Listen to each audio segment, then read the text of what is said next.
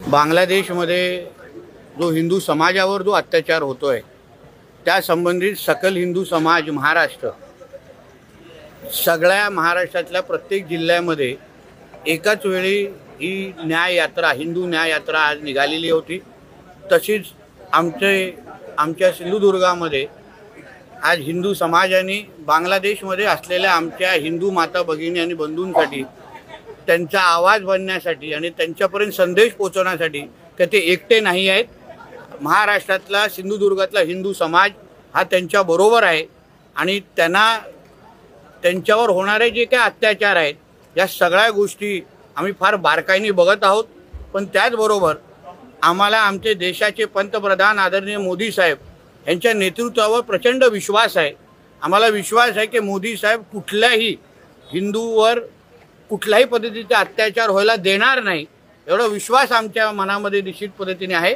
आणि ह्या न्याय यात्रेच्या निमित्ताने तोच संदेश सकल हिंदू समाज सिंधुदुर्ग म्हणून आम्हाला तिथपर्यंत पोहोचवायचा होता। तुम्ही भाषणात एक मुद्दा मांडला, पंतप्रधानांना तुम्ही विनंती केली की देशातले पोलीस आहेत ते बाजूला करा। एकही 5 मिनिटं संख्येच्या अनुसार बोललो, कारण का आम्हाला त्यांना ठेचून संपवण्यासाठी 5च मिनिटं खूप आहेत, कारण ते संख्येने एवढे जास्त बांगलादेशी आणि रोहिंगे नाही आहेत।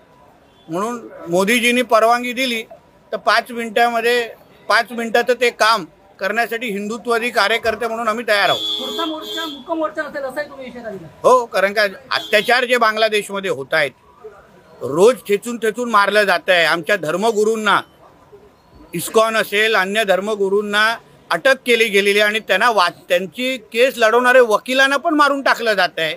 आमच्या माता भगिनींवर सामूहिक बलात्काराचे घटना वाढत चाललेल्या आहेत।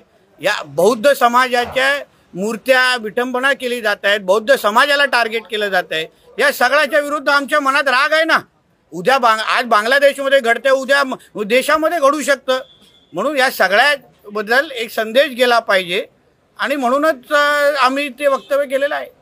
भाषणामध्ये आपण असंही म्हटलं की 2 आपत्ती असेल तर त्यांना लाडकी बहीण योजनेतून बाहेर काढावा आणि आदिवासी समाजातील लोकांना 2 आपत्तीपेक्षा जास्त असेल, कारण का एका बाजूला मतदान करत असताना मोदीजी नको, हिंदुत्ववादी विचाराचं सरकार महायुती सरकार नको, पण अन्य वेळी आमच्या प्रत्येक शासकीय योजनेचा लाभ घेणारे मुसलमान समाजाचे कुटुंबे असतात।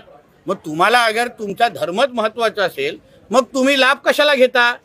आणि मुख्यमंत्री लाडली बहीण योजनेमध्ये जे लाभार्थीची यादी आहे त्याच्यात बघितलं, त्याच्यामध्ये जास्त लाभार्थी हे त्याच संख्येचे दिसत आहेत।